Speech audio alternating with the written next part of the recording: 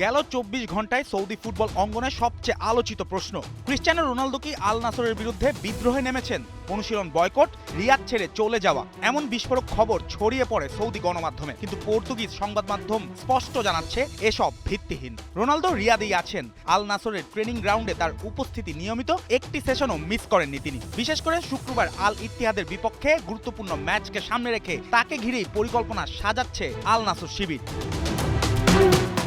তবে মাঠে থাকলেও মনটা যে ভীষণ অশান্ত, সেটাই এখন বড় খবর। জানুয়ারি ট্রান্সফার উইন্ডোতে আল নাসর প্রত্যাশা মতো শক্তি বাড়াতে পারেনি, আর সেটাই রোনালদোর ক্ষোভের মূল কারণ। তার অভিযোগ, পাবলিক ইনভেস্টমেন্ট ফান্ডের সহায়তা প্রতিযোগিতামূলকভাবে বন্টন হচ্ছে না। একদিকে আল হিলাল, অন্যদিকে আল নাসর। সমীকরণটা তার চোখে পরিষ্কারভাবেই অসম।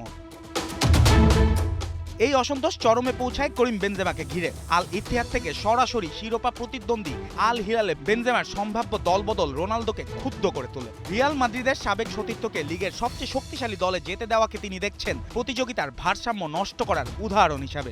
জানা যায় এই ইস্যুতে তিনি সরাসরি আপত্তিও জানান। শেষ পর্যন্ত সেই ট্রান্সফার ঠেকলেও আল নাসরের নিজের স্কোয়াড শক্তিশালী না হওয়ায় রোনালদোর হতাশা আরও বেড়েছে।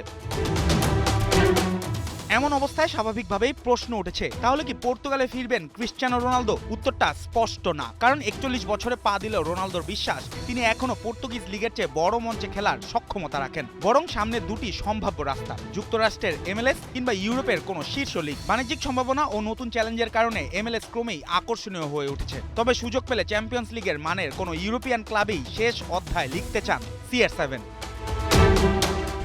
সব বিতর্ক, ক্ষোভ আর গুঞ্জনের মাঝেও এক জায়গায় কোনো প্রশ্ন নেই, সেটা তার গোলের ক্ষুধা। চলতি মৌসুমে ২২ ম্যাচে ১৮ গোল ও ৩ অ্যাসিস্ট। বয়সকে বৃদ্ধাঙ্গুলি দেখিয়ে এখনো আল নাসরের আক্রমণের মূল চালিকা শক্তি রোনালদো। দল যখন ছন্দ হারায় তখনও সামনে থেকে টেনে নিয়ে যান অধিনায়ক নিজেই। সুতরাং রিয়াদে রোনালদো আছেন, অনুশীলনে আছেন, গোলেও আছেন। প্রশ্ন শুধু একটাই, এই মৌসুমের পর তার ঠিকানা কোথায়? সৌদি আরব, ইউরোপ নাকি আমেরিকার আকাশ? উত্তরটা আপাতত সময়ের হাতেই তুলে দিলেন ফুটবল ইতিহাসের অন্যতম সেরা নামটি। জুবায়ের নূর, ৭১।